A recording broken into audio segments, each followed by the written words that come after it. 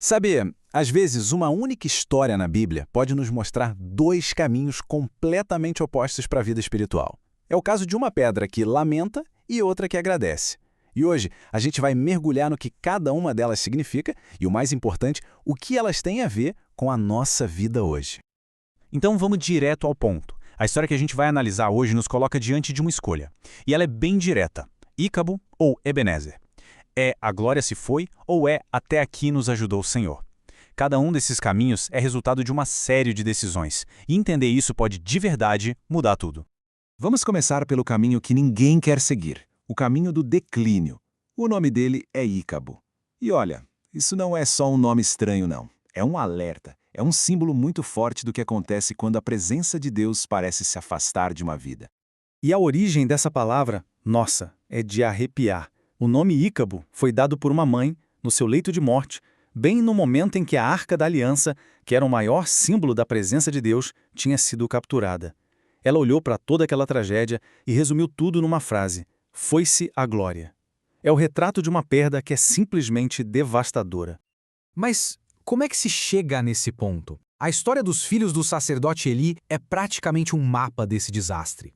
Tudo começa com um coração duro, sabe? Que não ouve mais conselho. Daí a pessoa começa a servir outros deuses. E isso pode ser qualquer coisa que toma o primeiro lugar na vida. Carreira, dinheiro, a própria opinião. O temor a Deus vai embora, o pecado vira algo normal e a pessoa começa a querer para si a glória que é só de Deus.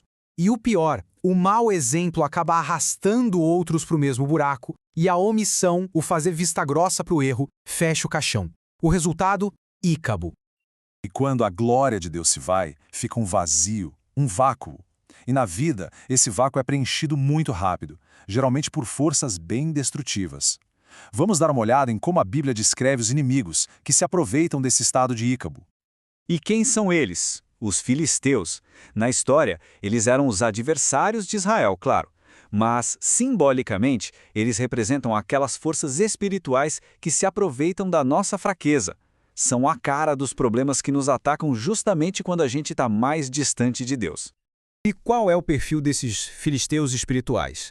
Bom, eles são invejosos, sempre de olho no que não é deles.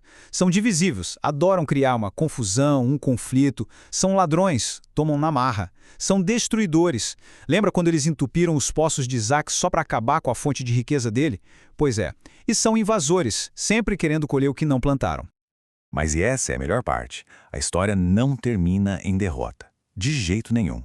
Agora a gente vai para o ponto de virada, para a solução. Vamos falar de Ebenezer, a pedra da ajuda divina. Ebenezer é o oposto exato de Ícabo. Depois de uma vitória que foi um verdadeiro milagre contra os mesmos filisteus, o profeta Samuel levantou uma pedra e chamou ela de Ebenezer, o que significa: até aqui nos ajudou o Senhor. Não é um lamento pela glória que se foi, mas uma festa pela ajuda que chegou. É um marco de vitória, de gratidão. E aqui, quando a gente coloca um do lado do outro, a escolha fica nossa, fica cristalina. De um lado, o caminho para Ícabo, pecado, coração duro, omissão. Do outro, o caminho para Ebenezer, uma conversão sincera, oração que não para e um sacrifício de verdade, uma entrega total. É uma troca de atitudes que leva a resultados completamente diferentes. Ok, mas como essa mudança acontece na prática? A narrativa nos dá 4 passos bem claros. Primeiro, conversão, mas de todo o coração. Segundo, purificação, que é tirar ativamente todos os ídolos da vida. Terceiro, clamor, uma oração que não desiste. E por último, um sacrifício que mostra uma renúncia completa, provando que a mudança é para valer. Certo? E quando esses passos são dados, quais são os resultados? O que acontece quando se escolhe o caminho de Ebenezer? Vamos ver os frutos dessa vitória. O ponto principal é esse: a vitória não foi temporária. A Bíblia faz questão de dizer que, depois de Ebenezer, os filisteus nunca mais atacaram Israel enquanto Samuel viveu. Isso fala de uma solução definitiva, um problema resolvido lá na raiz, não só um remedinho para a dor. E tem mais, não foi só uma vitória defensiva de segurar o inimigo, teve restituição total. As cidades que os filisteus tinham tomado foram devolvidas. Isso mostra um princípio muito poderoso. O caminho de volta para Deus não só livra do mal, mas também restaura o que foi perdido no processo. E as bênçãos não pararam por aí, não. Teve um livramento claro, divino.